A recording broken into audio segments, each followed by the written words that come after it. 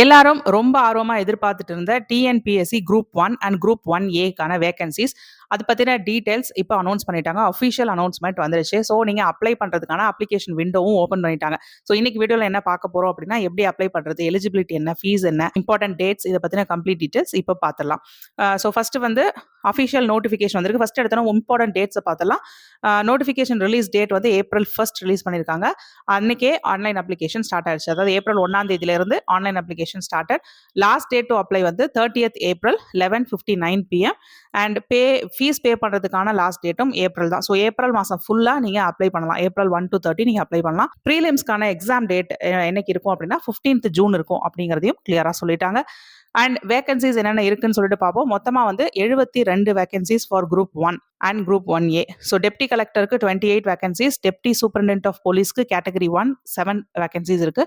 Assistant commissioner commercial டாக்ஸஸ்க்கு 19 vacancies, assistant director of rural டெவலப்மெண்ட்க்கு 7 vacancies, district employment ஆஃபீஸருக்கு 3 vacancies, assistant commissioner of லேபருக்கு 6 vacancies, assistant conservator of ஃபாரஸ்ட்க்கு 2 vacancies. So இதுக்கு apply பண்ணுறதுக்கான procedure வந்து கம்ப்ளீட்லி ஆன்லைன் தான். இதோட ஃபீஸ் டீடைல்ஸ் இப்போ பார்த்துருவோம். ஒன் டைம் ரெஜிஸ்ட்ரேஷன் ஃபீஸ் இருக்குது. ஸோ இது வந்து பார்த்தீங்கன்னா 5 வருஷத்துக்கு வேலிட். ஸோ ஏற்கனவே நீங்கள் ஆல்ரெடி வேறு ஏதாவது ஒரு டிஎன்பிஎஸ்சிக்கு ஒன் டைம் ரெஜிஸ்ட்ரேஷன் பண்ணியிருக்கீங்க, ஒரு ஃபியூ இயர்ஸ் பேக் பண்ணியிருக்கீங்கன்னா நீங்கள் அந்த ரெஜிஸ்ட்ரேஷனை வச்சே இப்போ பண்ணிக்கலாம். புதுசாக ரெஜிஸ்டர் பண்ண தேவையில்லை.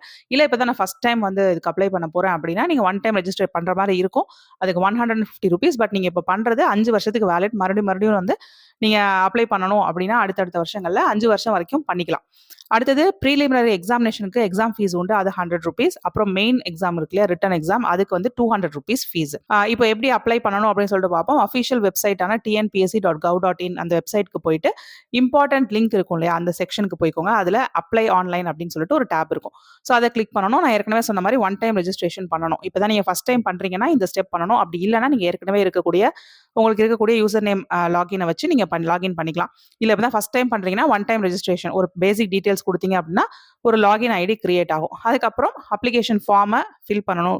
கிளியராக ஃபில் பண்ணிவிட்டு உங்களுடைய எஜுகேஷனல் டீட்டெயில்ஸ், அது டீட்டெயில்ஸ் இது எல்லாத்தையும் கம்ப்ளீட்டாக ஃபில் பண்ணணும். எதையும் தப்பு விடக்கூடாது, ஃபில் பண்ணாமலும் விடக்கூடாது.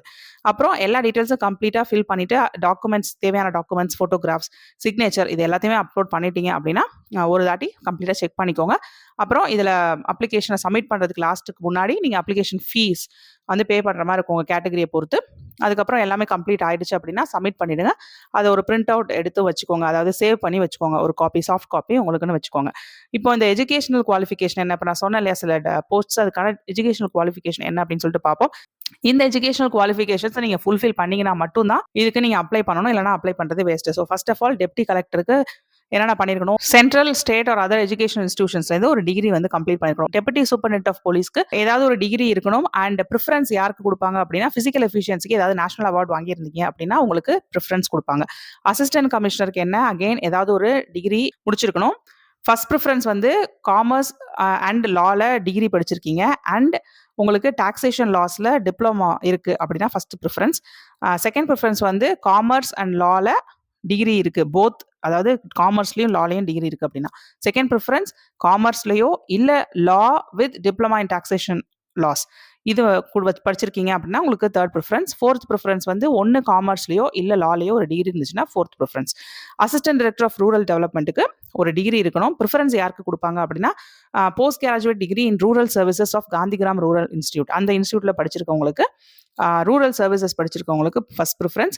அதே மாதிரி கிராஜுவேட் டிகிரி இல்லைனா டிப்ளமா இன் எக்ஸ்டென்ஷன் படிச்சிருக்கலாம். அப்படி இல்லைனா போஸ்ட் கிராஜுவேட் டிகிரி இல்லைனா டிப்ளமா இன் சோஷியாலஜி இதெல்லாம் வச்சிருந்தீங்கன்னா உங்களுக்கு ப்ரிஃபரன்ஸ் உண்டு. டிஸ்ட்ரிக்ட் எம்ப்ளாய்மெண்ட் ஆஃபீஸரை பொறுத்த வரைக்கும் ஏதாச்சும் ஒரு டிகிரி இருக்கணும். ப்ரிஃபரன்ஸ் யார் கொடுப்பாங்கன்னா எக்கனாமிக்ஸ், அதாவது graduates in economics, education, sociology, statistics, psychology. அப்படி இல்லைனா post graduate diploma in social science and experience in industrial or personnel management or labour welfare. இதில் இந்த துறைகளில் உங்களுக்கு எக்ஸ்பீரியன்ஸ் இருக்குது அப்படின்னாலும் உங்களுக்கு ப்ரிஃபரன்ஸ் கிடைக்கும். அசிஸ்டன்ட் கமிஷனர் ஆஃப் லேபருக்கு ஏதாவது ஒரு டிகிரி. ப்ரிஃபரன்ஸ் யார் கொடுப்பாங்கன்னா freedom fighters and members of their family. So freedom fighters, உங்கள் ஃபேமிலியில் ஃப்ரீடம் ஃபைட்டர்ஸ் யாராவது இருக்காங்களா அவங்களுக்கு கண்டிப்பாக ப்ரிஃபரன்ஸ் உண்டு. ஸோ ஏஜ் லிமிட் என்னன்னு சொல்லிட்டு பார்ப்போம். எல்லா போஸ்ட், அதாவது அசிஸ்டன்ட் கமிஷனர், கமர்ஷியல் டாக்ஸஸ் இருக்கு இல்லையா, அது தவிர்த்து மிச்ச எல்லா போஸ்ட்டுக்குமே 21 வயசுலேருந்து 34 வயசு வரைக்கும் இருக்கலாம். அப்புறம் ஏதாவது ஒரு டிகிரி இருக்கிற அப்ளிகன்ஸ்க்கு வந்து 21 வயசுலேருந்து 34 வயசு. For all applicants possessing BLB degree from a recognised university இவங்களுக்கு ஒரு வயசு எக்ஸ்ட்ரா 21 வயசுலேருந்து 35 வயசு வரைக்கும் இருக்கலாம். ஸோ இதான் வந்து வயது வரம்பு, அப்ளிகேஷன் ப்ரொசீஜர் எல்லாம் பார்த்தோம். இதில் ஏதாவது டவுட்ஸ் இருக்குன்னா தாராளமாக அதை கமெண்ட் செக்ஷனில் கேளுங்க. ஏப்ரல் 30th வரைக்கும் நீங்கள் அப்ளை பண்ணலாம். பட் லாஸ்ட் டேட் வரைக்கும் வெயிட் பண்ணாதீங்க. அண்ட் உங்களுக்கு தேவையான எல்லா டாக்குமெண்ட்ஸையும் கலெக்ட் பண்ணிவிட்டு அப்ளிகேஷன் ப்ரொசீஜரை ஸ்டார்ட் பண்ணுங்கள்.